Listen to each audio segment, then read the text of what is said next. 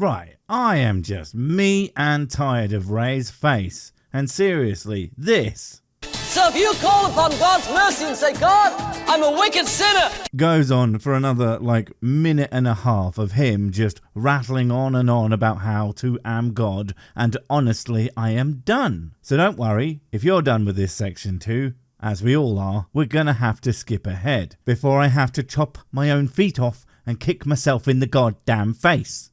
Don't worry, you aren't missing out. It's just Ray shouting and the audience looking gormlessly at him. So, you know, a usual Tuesday for his congregation. with all the public preaching going on, many people wanted to throw themselves in front of buses, but unfortunately for them, there weren't any around, so they had to make do with smashing themselves in the skull with any nearby loose brick or handy-dandy baseball bats, to really get those Ray noises to just go away and be replaced with that bring noise you get from head trauma. Ah, it's bliss. are now thinking about spiritual things.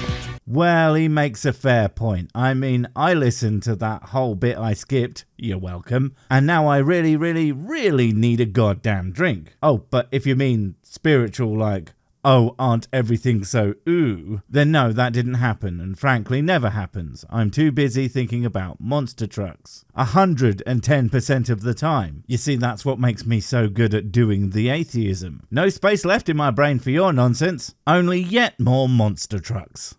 Let's see what's on their mind. Don't you believe that it takes a mind to make a mind, or something like that? So surely it takes a mind to understand one as well. So even if you could see what was on someone else's mind, well, considering you lot don't seem to have a single brain cell to share between you, I'm not convinced you're going to be able to get much out of this. What do you think happens, Sam, after somebody dies? Oh. Ah, well, that's when Sam here gets to work. No, don't be disgusting like that. Obviously, after someone dies in his presence, he dresses them up in Victoria-era garb and poses them at delightful tea parties. A completely reasonable thing to do with your spare corpses, I think you will all agree. Then he f***s them, obviously. That's a tough question. I don't think I could answer at 3 o'clock. Oh, I know what he means. At 3 o'clock, you can't be more than about 6 bottles of scotch into your afternoon at that point, and I only start to get philosophical after at least 12. Of course, the kind of philosophy, boys, that I tend to get into is the ethics of feeding humans into blenders. I mean, really? Feet first or face first? I can't decide which is crueler, and I really don't want to risk not causing as much suffering as cosmic horribly possible. Why? What do you mean at 3 in the Maybe if I drink a little bit first, then... Hey, I really like this guy way more than the last one already. Also, I just realised that Ray's voice has changed somewhat. He sounds more like a younger woman.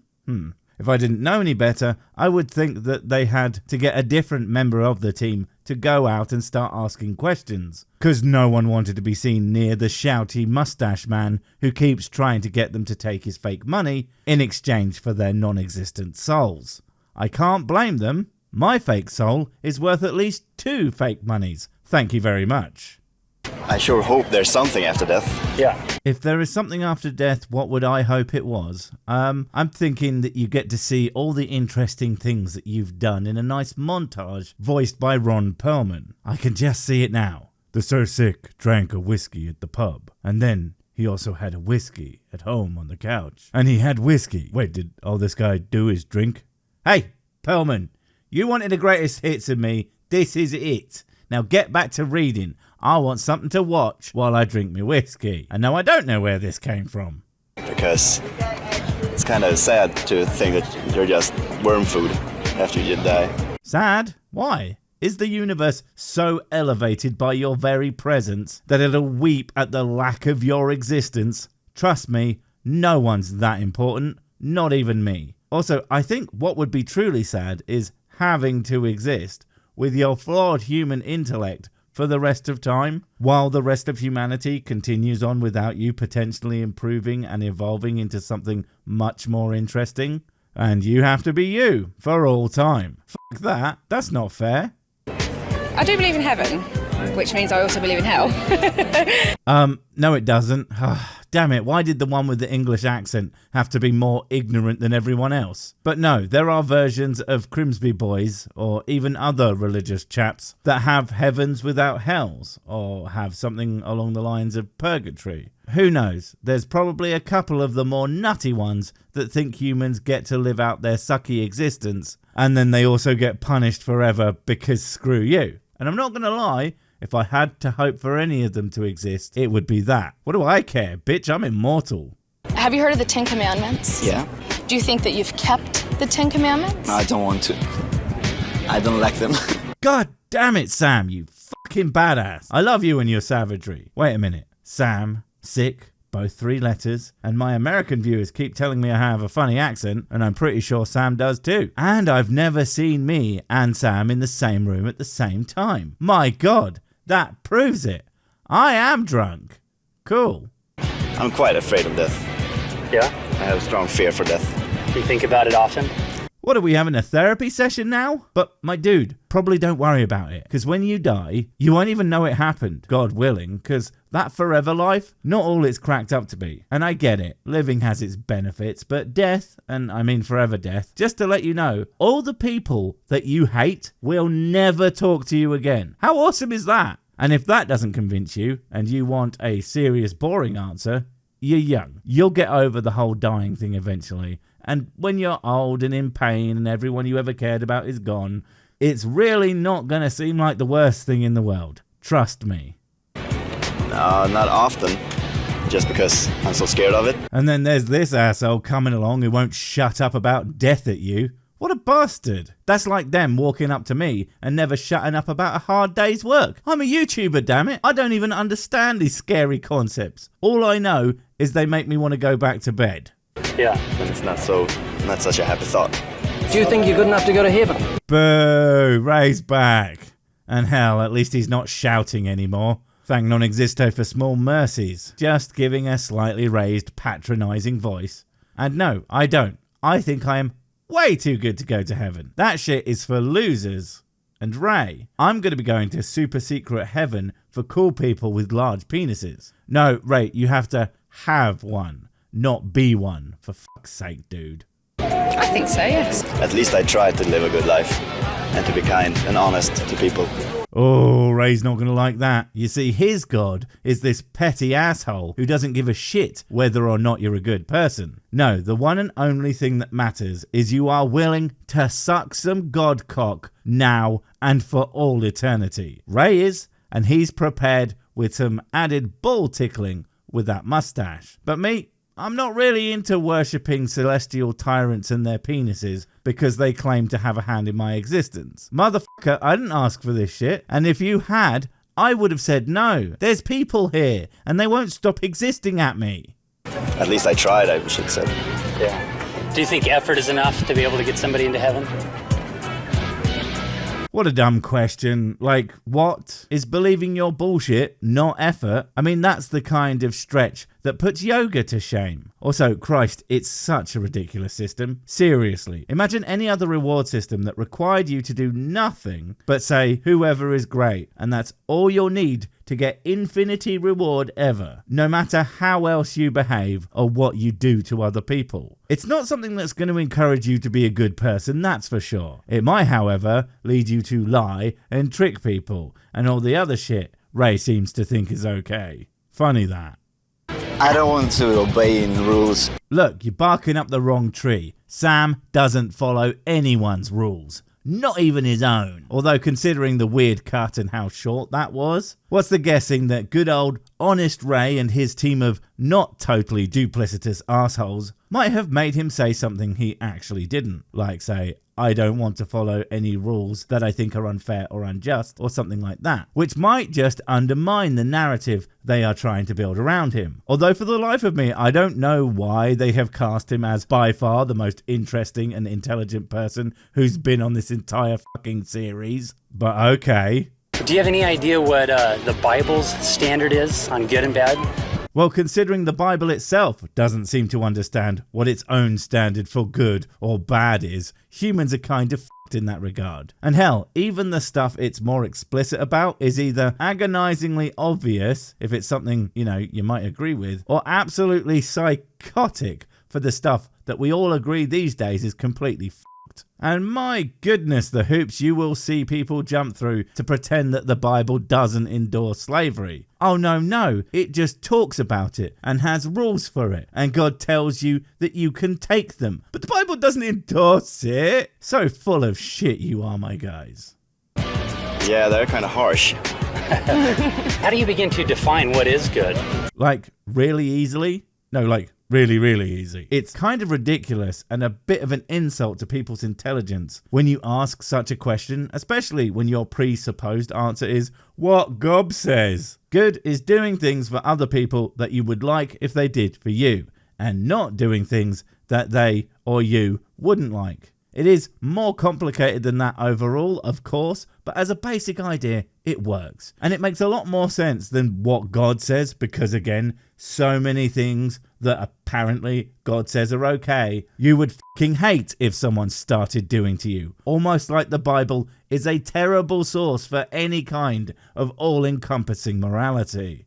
For example, if I were to, interview...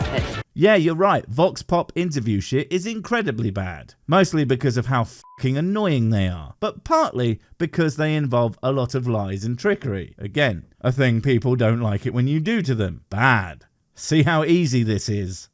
An individual who's smoking pot, shooting up heroin, sleeping around, killing people, raping people. Well, that escalated quickly. First, he's just smoking a bit of green, and then bam, heroin taking, murder rapist. No wonder they say not even once. Clearly, you need to do it twice so you don't immediately jump to the other shit. And are you going to say that doing a drugs is bad? Absolutely great for helping people find God. He should be all about that shit if he actually wants people to know about how real he is. Although, to be fair, I'm pretty sure the Bible doesn't really mention drugs at all. So maybe he is all about that.